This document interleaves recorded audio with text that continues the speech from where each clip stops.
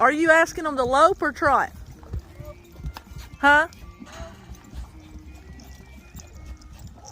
Whip your front horse. Whip your front horse. Your front horse mule is slowing you down.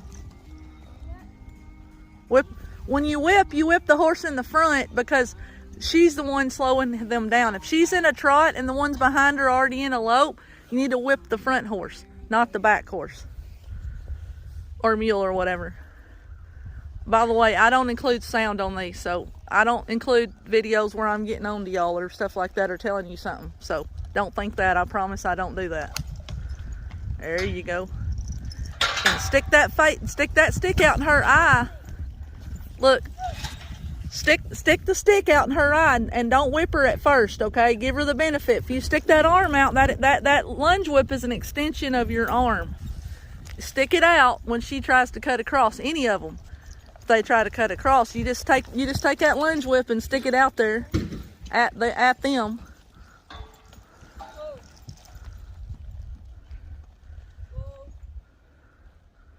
Now smooch her to turn around. Tell Rena smooch and make her get around. And then stop her again. That teaches her to stop square and to quit turning around the other direction. There you go.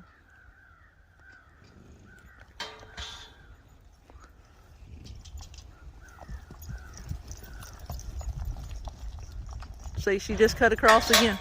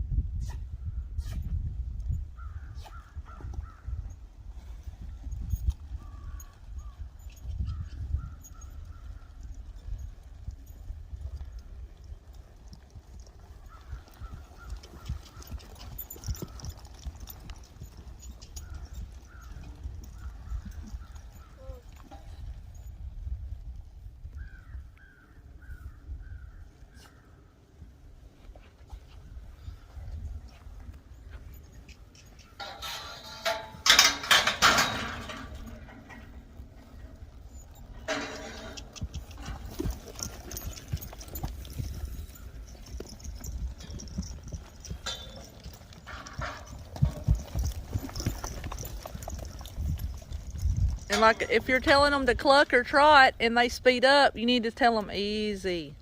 That'll help them break back down to that trot. And that teaches them their gaits little by little to separate it out, you know.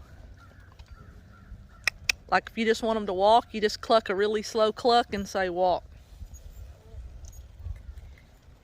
It's all right if they have a little fit going past me, but they're getting better. Good boy, good girl. See her cutting across like that? You can kind of work on that little by little where she quits doing that.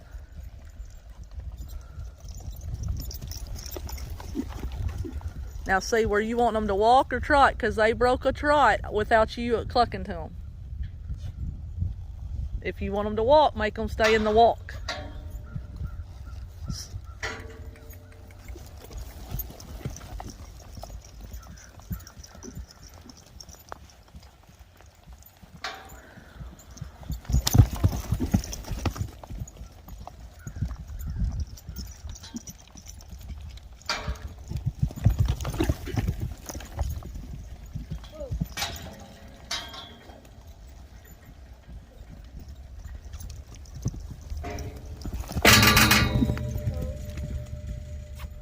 It's okay, Rena. It's okay, girl.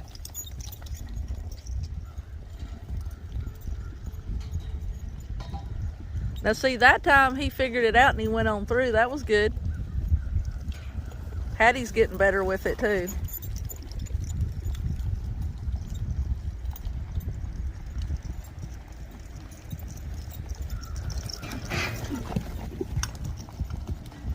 Tell them easy when they get too fast.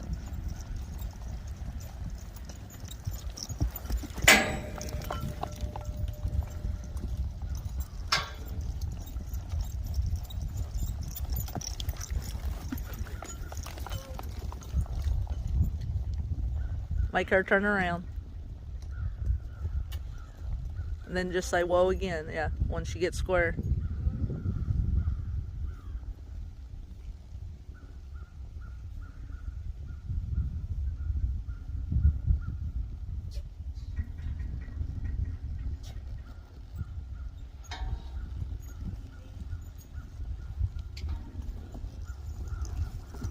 Tell them easy, slow them down right there, yeah. If you tell them walk, they need to stay in the walk no matter what. If they don't do it, you got to correct it right then. That teaches them the differentiation between each gait.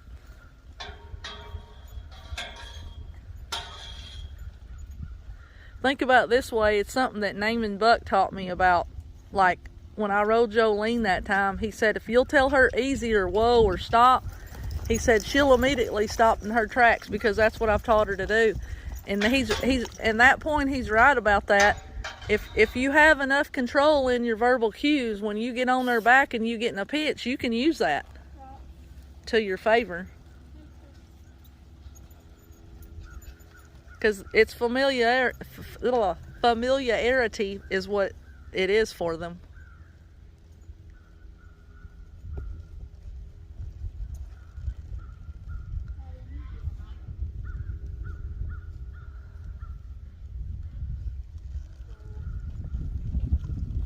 Stay with her. Go right to her. Go right to her. Don't let her do that to you.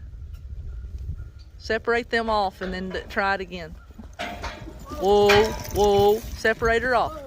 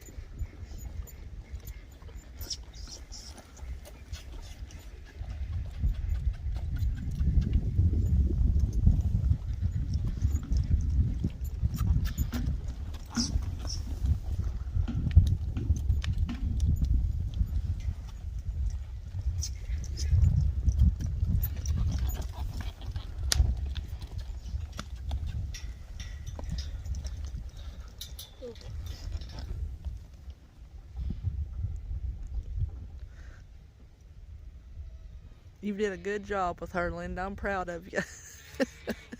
Real good job.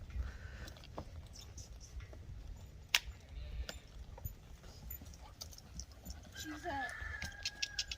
very smart. Yeah, I could, at the very beginning, you know, she just seemed like she was so sweet and kind and wanting to help, wanting to please you, kind of little mule. She has like a little ill temperament. Yeah. She kind of reminds me of Daphne. Where she can be, where she wants to learn and do things, but she can be a little pill every now and then. That's Daphne. Like she doesn't outright refuse you, but she has an attitude about it. You know what I mean? Yeah. She's gonna let you know she's unhappy, but she'll do it anyway. What they don't realize is all that kind treatment they gave her, they may not have did a whole lot with her, as he put it, but you know, that teaching them that humans ain't gonna hurt them is huge with mules. I think she'd make like a really, really good riding mule, to be honest. Well, he said that the people on the farm will all probably, everybody else will probably want to ride her. He's just afraid with his back that he can't do it.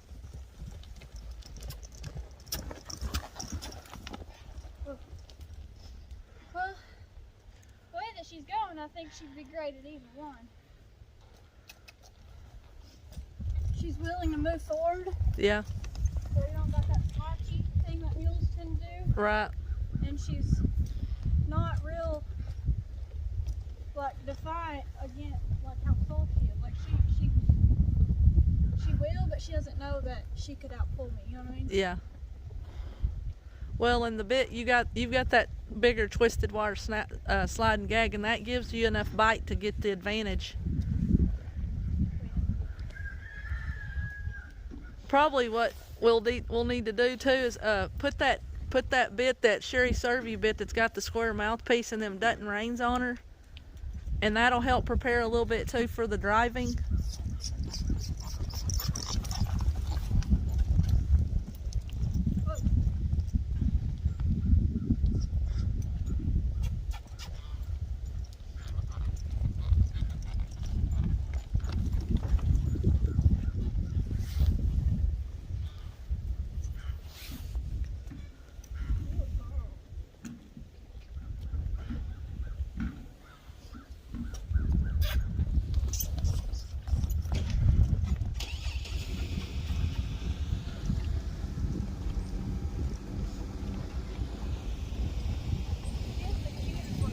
Yeah, she does. She looks like Daphne when she's moving too. Kind of got that little skip into that lope movement thing, you know. I think it won't take very long for her to be able to go from a walk to a lope like the horses. Yeah. She's like, after she understands a little bit more.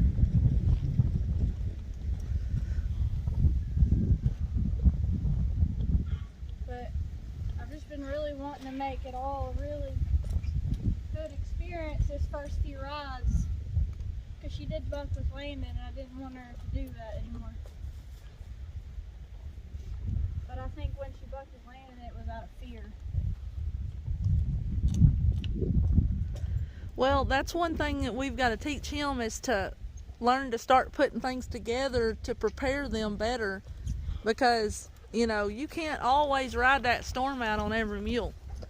He's been lucky, but like that little gray pony cheated him, and he got bucked off, and that's what we've told him. You got to prepare everything you get on every time. And he gets still and stops moving and talking. Right, and he don't do verbal cues hardly at all, even when he's riding a good horse, and I've always tried to teach him that about the verbal cue thing is so important, but until a rider realizes that being quiet up there can get them hurt, they'll figure it out eventually.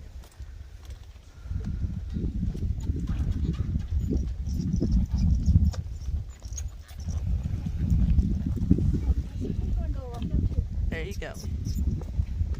It's okay, girl. Rena, it's okay. I'm not gonna hurt you, pretty girl. Pretty girl. It's okay. It's okay. I'm just videoing you. I'm just videoing you, baby. It's okay.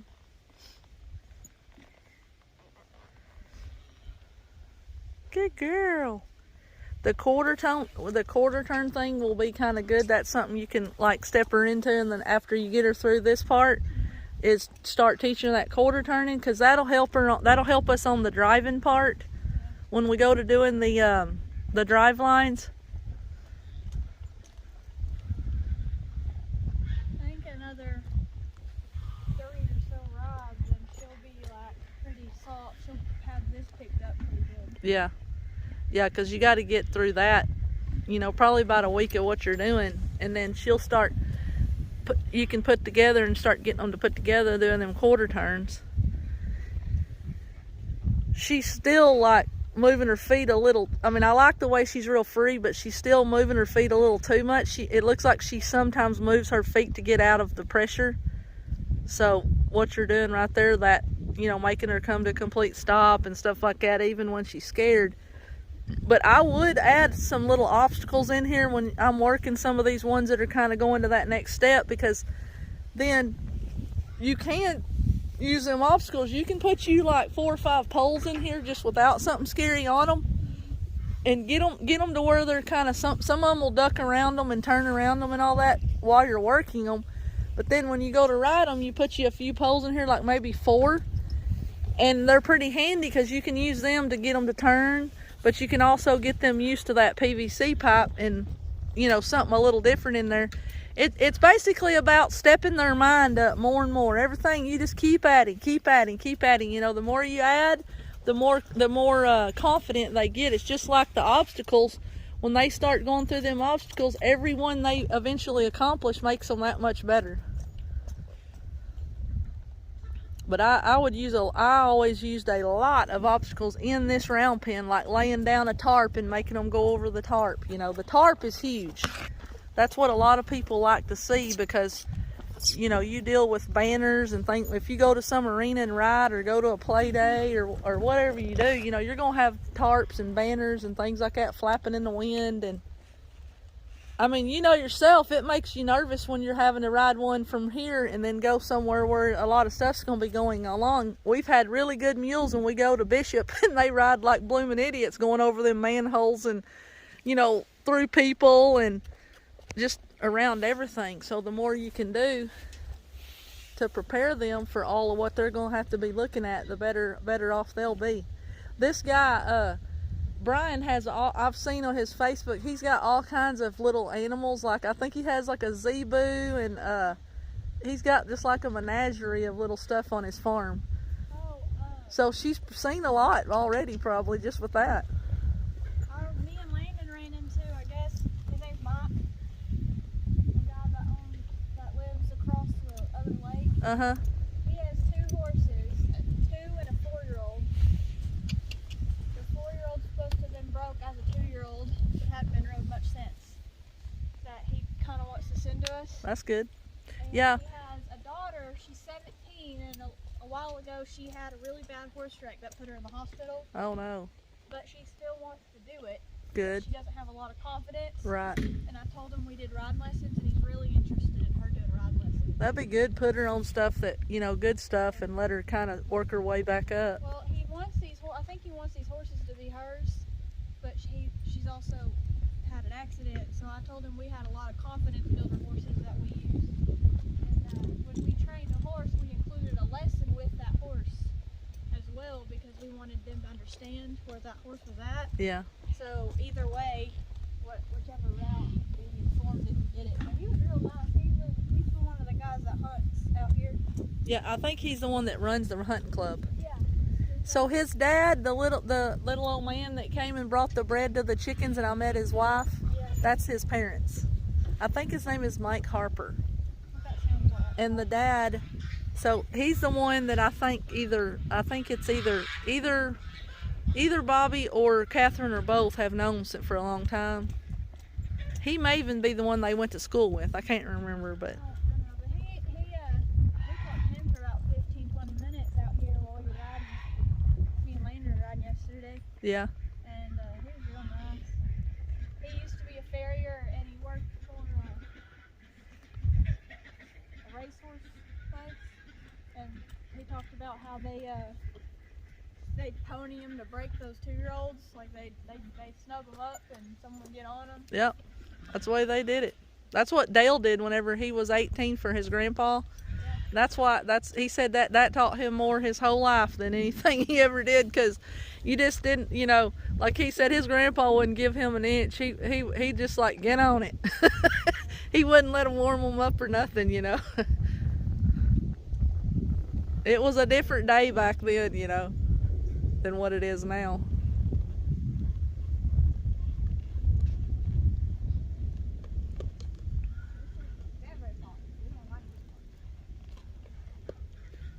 Rubber butt with your hand before you get off, and back there, down there where you're sliding your foot across. Slide your foot across first. Your right foot. Just kind of rub it against her belly down there. Prepare a lot right there. Yeah. Just keep rubbing her. Keep rubbing. Keep rubbing her. Keep rubbing her. There you go. Now rub her butt again. It's that right side's what it is, Linda. She's not prepared over there as much. Maybe work on that too. There you go. Just she's getting better. Just keep working on her because she's still light on her toes. I don't like that.